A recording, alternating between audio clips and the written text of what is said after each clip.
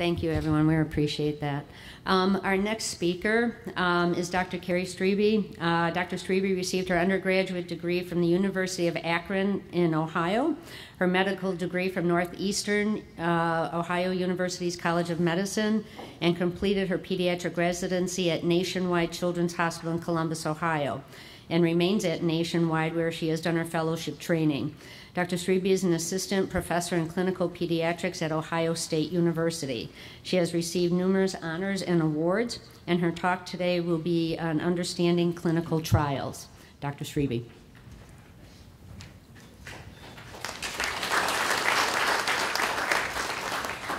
Okay, it's just not fair to have to follow Carly. As she said, I'm Dr. Streby from Nationwide Children's, and we're going to be talking today about getting to know clinical trials. And I wanted to start off by thanking Pat once again for allowing me to come and speak with you all today. So I'm just getting to know me a little bit to start off. Again, I work at Nationwide Children's Hospital in Columbus, Ohio. This is an overview of our whole campus area, which continues to expand. This is our brand new hospital that we built in 2012 in our lovely MIBG room in an Angry Bird motif, but it has also recently been redecorated in a Frozen theme. And of course, the other thing in Columbus, Ohio is, the Ohio State Buckeyes, just the 2014 national champions. Had to throw that out there. I'm a huge Ohio State fan, if you can't tell. So our objectives for today are to discuss how a new treatment goes from an idea all the way through to a clinical trial. We're going to talk about the different phases of a clinical trial, and we're going to also talk about how do I bring up clinical trials with my doctor. And then other common questions that we get asked: why does it take so darn long? And why don't I ever get any study results? So what is a clinical trial? A clinical trial is a systematic study involving human beings with the goal of generating knowledge to apply to patients.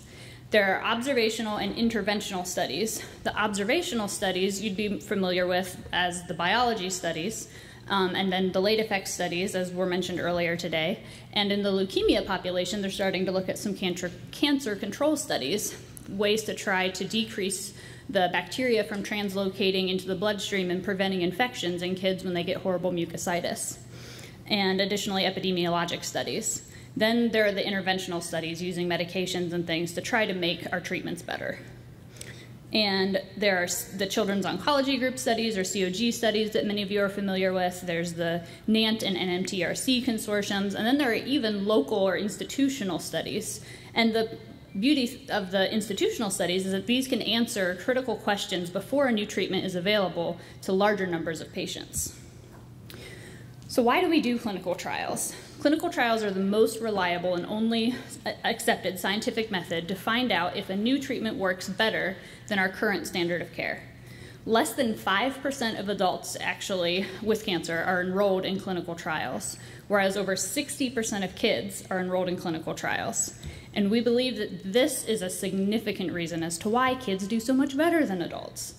And many treatments that are available for your child can only be accessed through being on a clinical trial. So what do I do if no clinical trials are open? There are times when there aren't any available, and because studies reach the end of their timeline, or we enroll the number of patients that we need, and in that instance, we just treat our patients according to the most recently closed trial, which would then be considered the standard of care. So now I'm just going to set a couple of baseline definitions. We're going to talk about eligibility criteria, which include inclusion and exclusion criteria. So the inclusion criteria determines who can participate in a trial. And these are set to help make sure that all the people in the trial are medically similar. Because if we had too many differences, it would be hard to be able to interpret the results of the study. So we make sure that patients, some of the inclusion criteria can be age, disease, medical history, meaning do you have chronic effects from previous treatments? Do you have hearing loss? Do you have heart damage? And then what treatments have you received before, and what's your current health and performance status? And then exclusion criteria exists to keep our kids safe. An example for exclusion criteria being set would be, say your child has a platelet count that's always less than 50. If we're giving you a new drug that's never been tested before in kids, we really want to make sure that well, we really don't know what effect that's going to have on your platelet count or your bone marrow. So giving it to someone whose platelets are already low is not the ideal situation. We'd rather be able to test it in people who had higher platelet counts so that we can see if it is indeed a side effect of that new medicine. We also want to prevent increased risk of bleeding. We want to prevent their platelets from being even lower, and we want to avoid worsening toxicities. So what are the phases of clinical trials? We have preclinical trials, which is where all the bench and lab research is done. Then we have phase 1, phase 2, phase 3, and there is a thing called phase 4, which I'll briefly touch on. We're also going to use CH1418, our recently FDA-approved medication for neuroblastoma, as an example of how a drug moves from an idea all the way through to an FDA-approved drug. So how does a new treatment get to a clinical trial? First, these new ideas are tested in the lab, or the preclinical studies. We test them in cell lines and in animal models of neuroblastoma. And this takes a lot of time, and a lot of money from grant funding and pharmaceutical company cooperation, and lots of trial and error. So once we're done with, or we get something that looks really exciting in the lab, we take these promising new medicines or new combinations over to the patients. But in order to do that, we have several steps. One of those is to apply for an IND, or investigational new drug, from the FDA. You have to complete toxicology studies in animals while observing good clinical practice, again, to make sure that there aren't any unexpected side effects that we would see in the mice, at least. For some medications, adult studies are often required. And then you have to write the phase 1 clinical trial, and then you have to find funding for your phase 1 clinical trial. So looking at our CH1418 example, this was an idea developed because 99% of neuroblastoma cells express a protein known as GD2. And this GD2 protein is also somewhat expressed on nerves, skin, and brain tissue. The earliest antibodies were developed from mice, and those were the 14G2A and 3F8 antibodies. And CH1418 is a chimeric antibody, meaning that it's both human and mouse. So the lab work actually started in the late 1970s to the mid-80s. And then it wasn't until 1989 when they started to apply for the investigational new drug application. So it took 10 years just from the idea to getting to apply for the IND for it to go to the patients. This is my mentor, Dr. Kripe, and a picture of him with his IND for the phase 1 clinical trial that we have open with a herpes simplex virus called Ceprevir for patients with relapse refractory solid tumors. And this is the toxicology study that we got to do in the mice. It shows you all of the paperwork that we had and a lot of the tissue samples. It's a lot of time and a lot of work. So why do we do all of these clinical trials? So the different phases exist to gain FDA approval so that we can safely prescribe medications to patients. The purpose of a phase 1 study is to establish safety. The purpose of a phase 2 study is to prove, does this new medicine actually work against cancer? And the purpose of a phase 3 study is this actually better than what we're currently doing? So as I said, for a phase 1 clinical trial, the primary goal is to make sure that a new treatment is safe to give to people.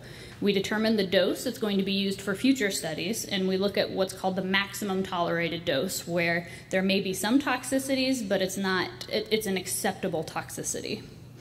So once we have our maximum tolerated dose figured out, there's other things that we look at during our phase 1 trial, such as how does the body break down the drug and how does the drug affect the body. And those are called PK or PD, meaning pharmacodynamic or pharmacokinetic studies. We also collect samples to explain, we collect the samples of blood, urine, tumor samples, whatever, to further explain how this medicine is working in humans. Because typically in a phase 1 trial, this is the first time that this new drug has ever been tested in humans. So typically a phase 1 trial involves a very small number of patients, usually 10 to 30, and these patients have relapsed or refractory disease. The main limitations of a phase 1 trial are that we have to start with a very low dose, and we have to watch several patients on that very low dose before we escalate to the next dose. So we start low and go slow. It can take months to years, depending on what you're looking at and how many patients you can get onto the study, to actually get the study complete. Then it can take another year or two to write up the publication for that results. And for a phase 1 trial, because it's never been tested, as I mentioned before, it often requires adequate organ and overall function so that we can see what toxicities there are. If you already have pre-existing toxicity, it's harder to know if that gets worse because of the drug or if it's just getting worse because it would have gotten worse anyways from your previous treatments.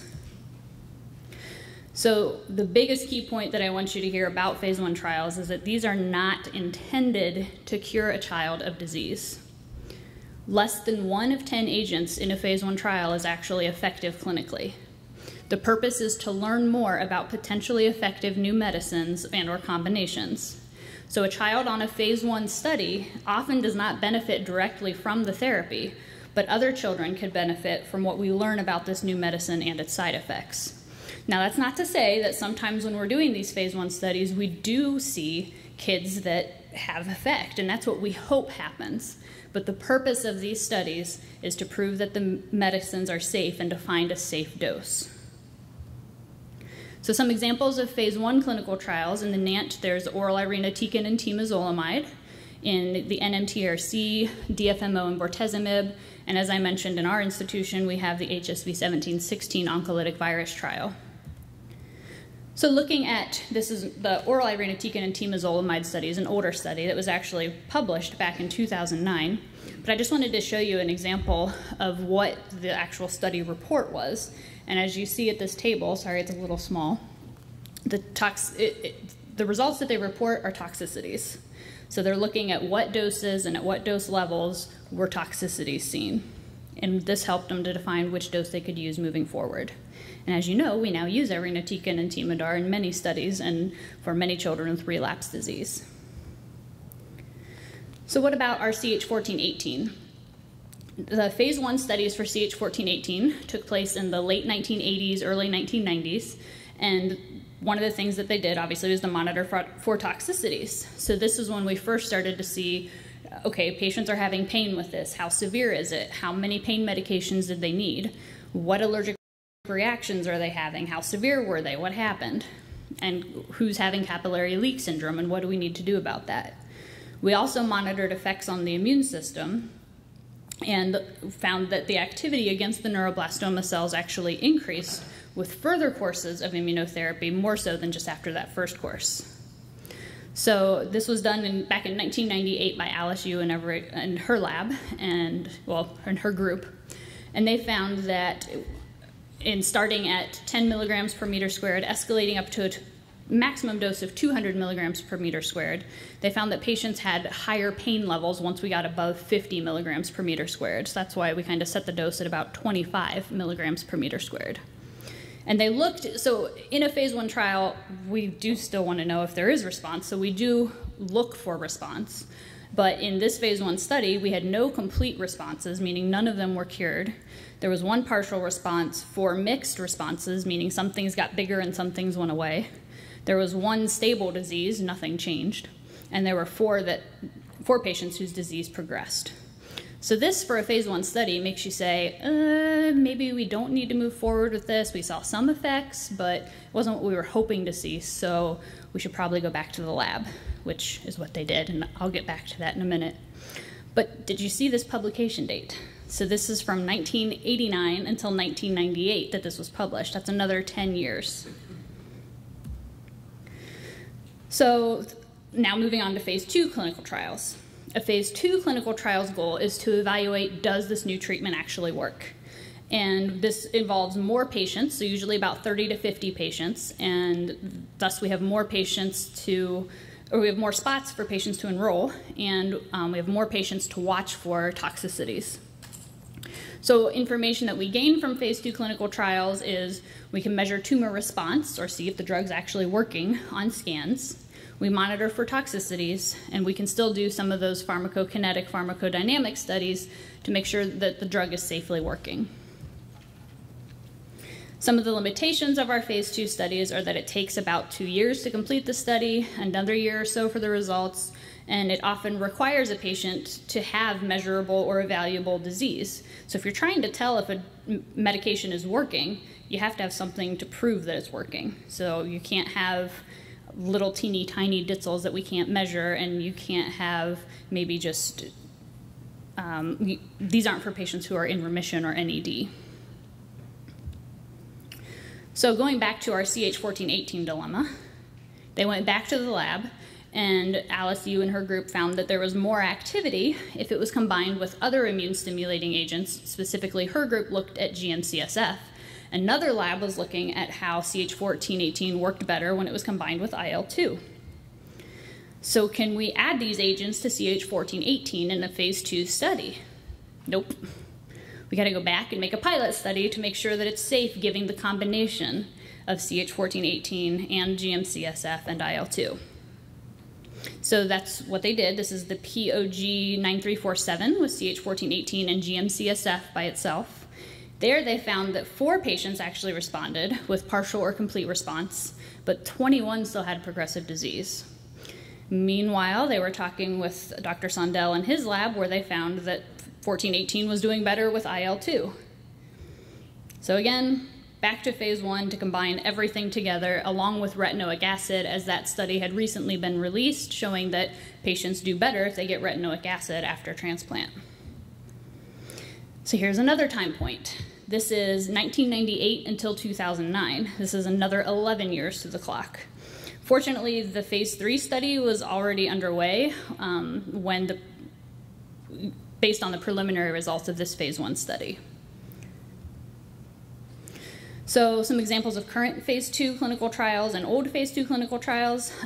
There's currently a NANT phase 1-2 trial, so you can hear about ones that are both a phase 1 and a phase 2. This one is looking at MLN8237, the aurora kinase inhibitor, and combining that with irinotecan and temozolomide. So all of these medicines together have been studied individually, and irinotecan and temozolomide obviously have been studied pretty extensively in kids. But this is the first time that we're looking at all 3 of these combined together. So the purpose of the phase 1 or pilot study is to determine the highest dose of the aurora kinase inhibitor that can be tolerated in combination with the irinotecan and temodar. And then once we prove that that can be given safely and find the safest dose, then the NANT consortium will treat more patients to see if it works in patients with neuroblastoma. Then we move on to phase 3 clinical trials. And this is where we're comparing our new treatment versus the standard of care treatment for a specific disease. This typically involves literally 500 to thousands of patients, and it can be on a national or even international scale. In a phase 3 clinical trial, again, we're trying to show that this new medicine is better than our current standard chemotherapy. So we want to measure how well it works. We also want to measure survival, and we want to monitor for side effects and toxicities. These typically are randomized controlled trials, so some patients go on the standard therapy, some patients go on the new therapy. And one of the questions that commonly comes up is, well, who gets to decide? And typically nowadays, it's a computer that randomly assigns. The physicians have no input whatsoever into how patients go on each arm. The computer randomly assigns each patient to either standard or new therapy. The problems are that this takes years to complete, and it takes a few more years to report the results, especially because we want to know at least 3, if not 5 and 10-year survival rates. So some examples of phase 3 trials: ANBL12P1, ANBL09P1, and ANBL0532, which was already discussed earlier today.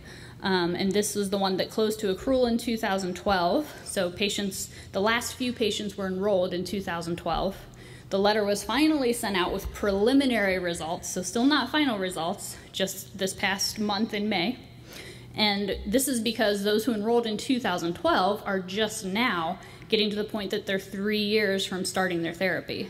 So we'll still probably be hearing more results of this in the next 2 years or so. So going back to our CH1418 example, This was the ANBL0032 study, which, as was mentioned, is still open. When they initially opened this study, it was meant to randomize patients. Again, patients were supposed to go on either the standard treatment arm or the immunotherapy arm. And a lot of families had a very difficult time with this because the immunotherapy was new and it was exciting and it wasn't combining chemos. This was a totally different approach. And everyone wanted to go on the immunotherapy arm. Nobody wanted to get the standard treatment. So it was harder to get patients to enroll on this trial because if they got randomized to the standard therapy arm, they didn't want anything to do with it. So it took about 9 to 10 years for us to reach our minimum accrual number. And as you can see in this graph that was published in the New England Journal of Medicine, once we got those numbers, this is, again, just the early disease evaluation, we saw that there was a 66% survival in those who had immunotherapy and a 46% survival in those who had standard therapy. Once we saw that difference, that randomization closed and everyone was switched over to immunotherapy. So anyone who enrolls now automatically gets immunotherapy because we know that it's better. So looking at this again, our timeline, this is a total of 35 years from the idea to FDA approval. Okay. So that's why these studies take so long. But now getting back to all of you who are here today, so how does this impact you and what do you do with clinical trials? So it is absolutely essential for you to learn as much as possible about a clinical trial before you sign on that dotted line. How do you choose a clinical trial? Because you hear about all kinds of clinical trials happening all across the country, and honestly, I can't tell you which trial is best for you unless I'm your physician and I know you and your case and your history really well, and even then, you know your child the best, and it's going to be a cooperation between you and your primary care physician to figure out which treatment is going to be the best. So talk with your doctors and your research teams. Don't be afraid to ask questions. There's no such thing as a stupid question. It's okay to ask for a second opinion.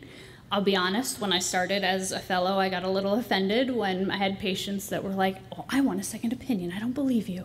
And now that's what some families need. They need to know that they're actually getting the best therapy available, and we should not take offense by that at all. So don't feel like you are going to tick off your doctors and they're not going to give you the best care anymore just because you asked for a second opinion. That's not how that goes at all. We want you to understand, and we want you to know what to expect from the clinical trials. So they actually have done studies on this. This is a study from the Europeans where they compared the parents' agendas in pediatric clinical trial recruitment, or at the time of consent, and looked at how they were different from what the physicians and researchers were trying to get across. And a lot of times what the parents wanted to know was not being expressed at all. It was completely not being answered, it wasn't being addressed. So as this outlines, the parents' agendas, often nobody knows what the parents are really wanting to know or wanting to ask. There are a lot of misunderstandings then that can arise, and there's the need for improved communication between us and the parents, tailored to each parent's needs and concerns. Some of the more common things that parents are misunderstanding is the uncertainty of study outcomes and the lack of feedback about results at the end of the study. So this is a table showing you some of the examples of misunderstandings from parents, and these are all in non-cancer clinical trials. So for the first one, it says, I've been looking for something to help with her sleep problem for a long, long time. Well, this was a phase 1 study, and the clinical benefit couldn't be guaranteed by participation in the trial. The next one says, I've got sort of a 50-50 chance of what either she gets the drug or she gets the placebo, but she wouldn't be getting it otherwise. That's not true. In this instance, this medication was actually available outside of this clinical trial. Again, it's just clarifying that with your physicians. We kind of talked about the computer randomization thing, but the next one says, the doctor told me, I think they're going to put like some kind of a small tube inside him. I just didn't like the idea from the beginning, so I didn't give it any more attention. And in this case, the trial medicine was going to be administered by a catheter that was already being used to give medications to this child. The parent just heard something and it turned them off and they didn't want to hear anything else. So here's a list of questions that this study actually recommended that you discuss with your doctor when you're talking about clinical trials. What clinical trials are appropriate for my child? What is the purpose of this clinical trial? Why is this specific approach being studied? Why does the research team think the treatment, drug, or medical device will work? What are the eligibility criteria to enroll, and is my child eligible? If not, can you recommend other options?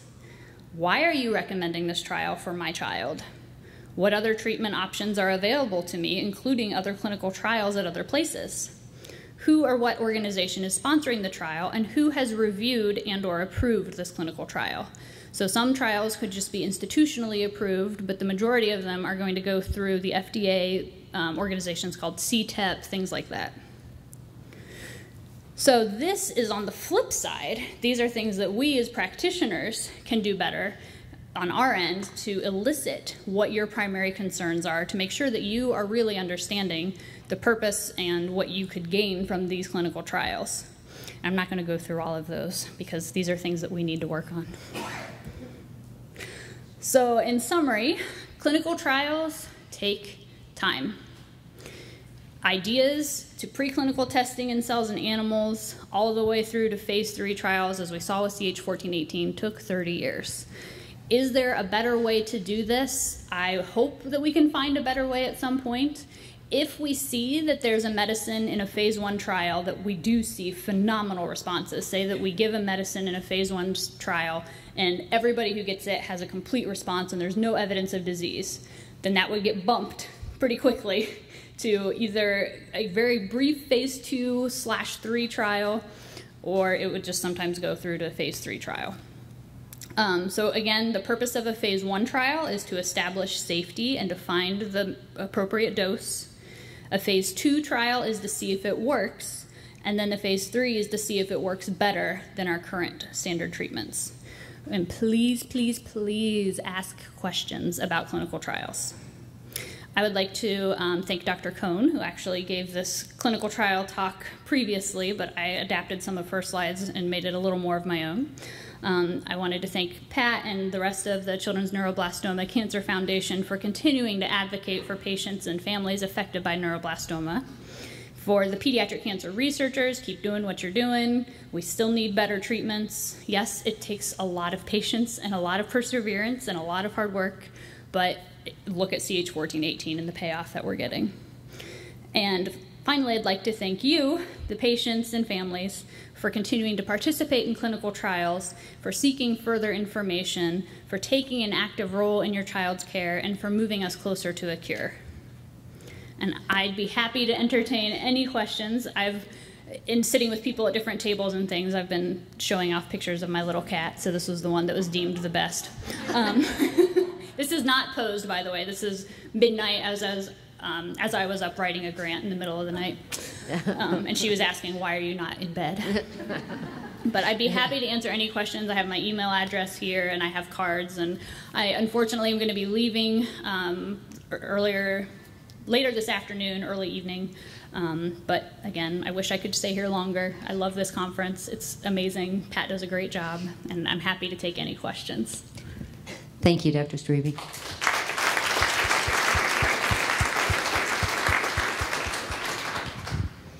Does anyone have questions? Okay. Yeah, so I have a question. Hopefully this pertains. Yeah. So like compassionate use. So if somebody doesn't necessarily qualify for a trial or whatnot, how does that all work? Or how does that, I mean, I guess how does that process happen to be able to use a drug that's on a trial, yet you don't qualify for a trial or such?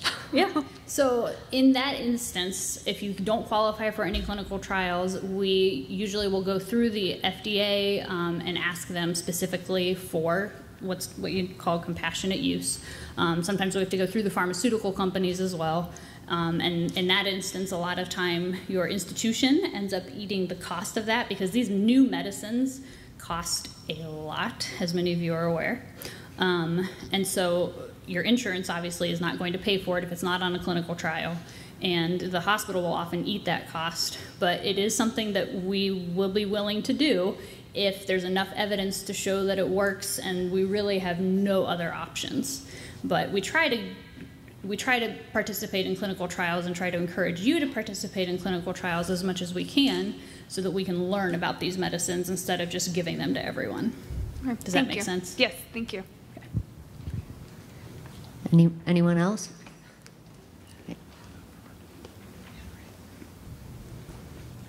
So, is there a good reference out there for, like, here's all the clinical trials that are out there, and instead of just asking our oncologist who may or may not know? So if you go on to, is it clinicaltrials.gov? Yeah. If you go to clinicaltrials.gov, you can look up neuroblastoma, and it can tell you every single trial that's out there, although those are all the ones that I believe are through the under the regulation of the FDA. So there may be smaller institutional ones that may or may not be on there. So again, it's going to be talking to your physician, talking to your excellent CNCF community, and if there are any that your physician isn't aware of, that you hear from other people or from other places, you can always go back and talk to your physician about that and say, hey, I heard about this study, what are your thoughts, and why would this not be good for my child? But clinicaltrials.gov is where you type in neuroblastoma and it'll pull up all of them. And you just have to be careful because sometimes they'll be completed or they'll be not yet accruing. So when you're looking at them, make sure you look to see what the status of that clinical trial is. Okay. No other questions? Okay, thank you. All right, thank you.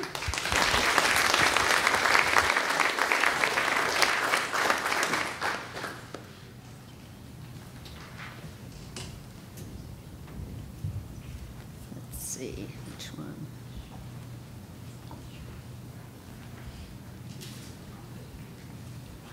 Which one is yours? There's you. Okay. Brian, are yours on here? I didn't see. Our next speaker,